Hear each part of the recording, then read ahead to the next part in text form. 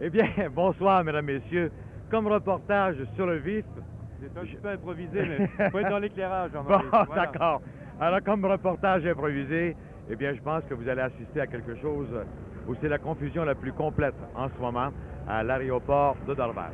Mon compagnon, Lionel Duval. Moi, c'est Jean-Maurice Bailly. Et là, c'est la confusion la plus complète, mais nous allons avoir beaucoup de plaisir si l'avion peut arriver et se poser sur la piste à Dorval. Il y a, d'après ce qu'on a entendu dire, une vingtaine de milles de personnes. Hein? Au moins. Alors, disons que l'avion, Jean-Maurice, a quitté Prague à 9 h ce matin. Oui. C'est une envolée de 13 heures au moins. J'ai rencontré Mme Ken Dryden ce matin dans l'avion, Mme Cournoyer. Je pense que certaines épouses ont parti hier, ont passé la nuit à Toronto, et elle me disait que l'envolée, c'était très long, 13 heures. Il s'agit de ne pas se faire assommer ici. Non. Continue. Alors, l'avion, normalement, devait arriver à 6h30. On nous avait dit 6h20, 6h30. Ensuite, 6h45.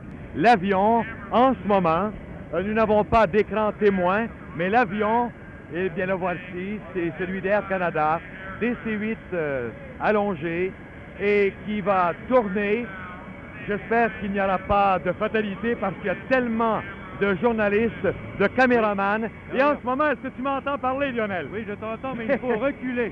Alors, reculons avec les policiers nous font reculer avec raison, mais ce sont les caméramans en ce moment qui nous donnent beaucoup plus de difficultés. Et le vrombissement des moteurs, wow, c'est quelque chose. C'est tout juste si on s'entend parler. Alors, on aperçoit les pilotes, même quelques hôtesses en avant, et les joueurs. J'espère que nos camarades, Le Cavalier et Garneau, font partie de cette envolée. Alors, Je pense qu'il va de soi que l'on mentionne que ce reportage vous partit en direct. Et bien l'arrivée des joueurs du Canada. s'il y a quelques cafouillages et s'il y a un brouillage d'images, ne soyez pas surpris, c'est que tout se fait là dans la confusion la plus complète. Mais c'est amusant quand même. Ça arrive pas souvent qu'on fasse des reportages dans des conditions semblables. Ça, c'est très juste.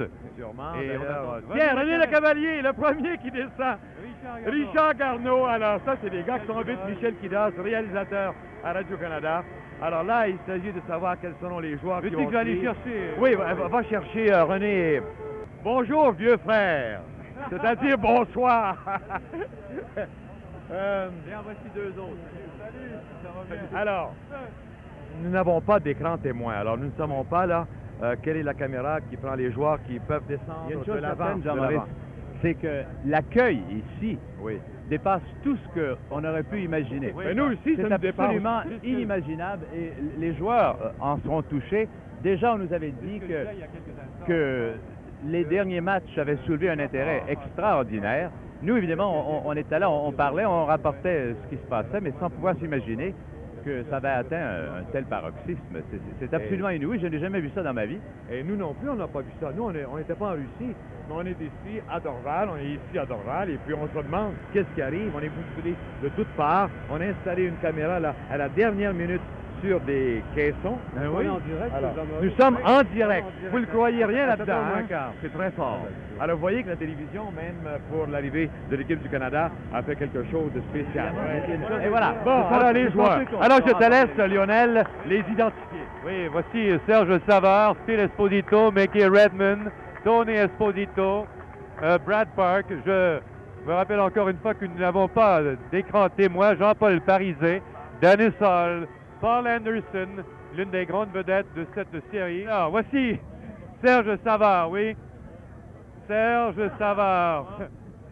On va clarifier une chose tout de suite, Serge. Est-ce que c'est toi qui as compté le but en Tchécoslovaquie à Prague? C'est bien toi? Oui. Alors, Parizet a été très honnête. Bien, il a mentionné lui-même. Après la partie, dans cette arène-là, c'est pas notre langage, on n'a pas compris qui avait annoncé. D'ailleurs, il restait seulement 6 secondes, personne, on s'en foutait, on s'en allait dans la chambre. 4 secondes. 4 secondes. On m'a averti, je pense qu'il était à peu près environ 1h30 ou 2 heures après la partie que c'est Jean-Paul Parizet. C'est lui-même qui m'a dit que lui non plus, Jean-Paul ne le savait pas. On lui avait donné le but.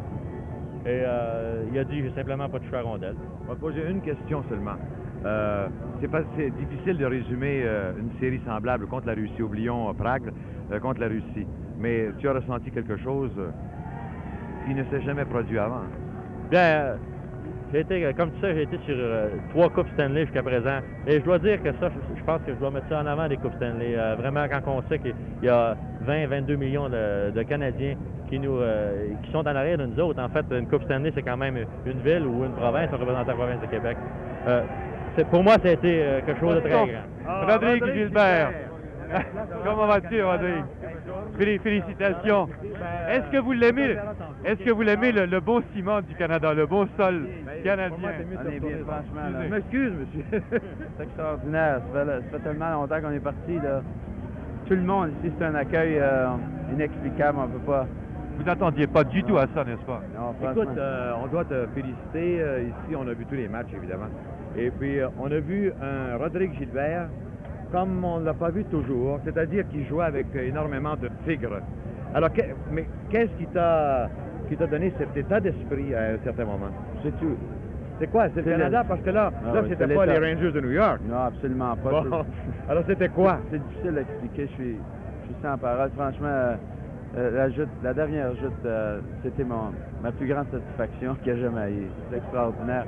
Le monde qui était à Moscou nous ont apporté un appui qui était extraordinaire. Et puis le monde ici, tu peux voir. C'est incroyable. Rod, Yvan Cournoyer, merci beaucoup. Merci beaucoup, Rod. Yvan Cournoyer. Bon, Yvan Cournoyer, qui est en bonne forme, hein? On est heureux de trouver notre sol.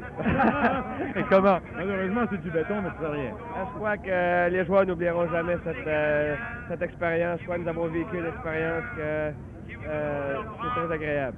Oui, mais à un certain moment, vous avez fait des sonnettes. Oh! Je m'excuse, le premier ministre du Canada, l'honorable Trudeau, adresse la parole.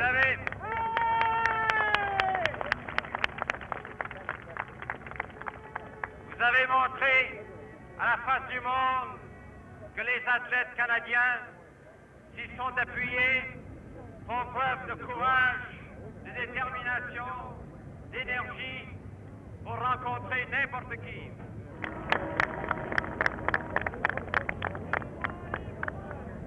Alors, mesdames, messieurs, en ce moment, tout ce que vous voyez, ce sont les joueurs de l'équipe de la Ligue nationale qui représentaient le Canada, qui sont maintenant dans les fourgons à incendie de la ville de Montréal. Ils prennent place comme des sapeurs et, pour faire plaisir aux 20 000 ou peut-être 30 000 personnes qui sont à Dorval, et on verra demain, il y en a peut-être beaucoup plus, parce que nous, on est arrivé ici à midi. Oui. Alors, à un moment donné, à 4 heures, on s'est aperçu qu'il y avait à peu près, comme un photographe nous a dit, une vingtaine de mille personnes. Mais en ce moment, il y en a peut-être 30 000. Mais là, les joueurs vont quitter l'endroit, la piste, pour aller saluer tous les spectateurs qui sont venus à leur rencontre ici et de l'autre côté, à l'entrée de l'aéroport. Et voilà un groupe de gens heureux. Là, je remarque Pete Mahavlich, Rod Sealing, les joueurs fatigués mais heureux, mais surtout des joueurs courageux. Vous dérange pas, monsieur le caméraman?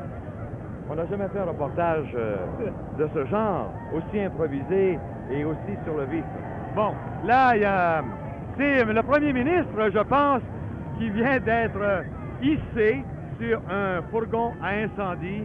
Le camion pourra quitter la piste et c'est fait. Et voilà, des gens heureux, avec un monsieur Trudeau vraiment heureux. On sait que, je ne sais pas si c'est vrai, mais que pendant la série, M. Costigan, à un certain moment, aurait envoyé un message en disant ne soyez pas découragés à M. Trudeau. Alors M. Trudeau lui aurait répondu, dit-on, eh bien, je ne désespère pas, au contraire, attendez ce qui va se passer en Russie. On n'est pas dans l'éclairage du tout. On n'est pas dans l'éclairage. De toute façon, on n'est pas à la caméra, Lionel. On est à la caméra, parfait. Alors pourquoi c'est moi qui tiens le micro en ce moment? Non, mes commentaires personnels, je pense que ce serait superflu. On les a donnés à la télévision. Pour moi, c'est une aventure absolument extraordinaire. Je ne m'attendais vraiment pas à ça. Pendant 6 ans, j'ai fait le tournoi international avec l'équipe nationale du Canada.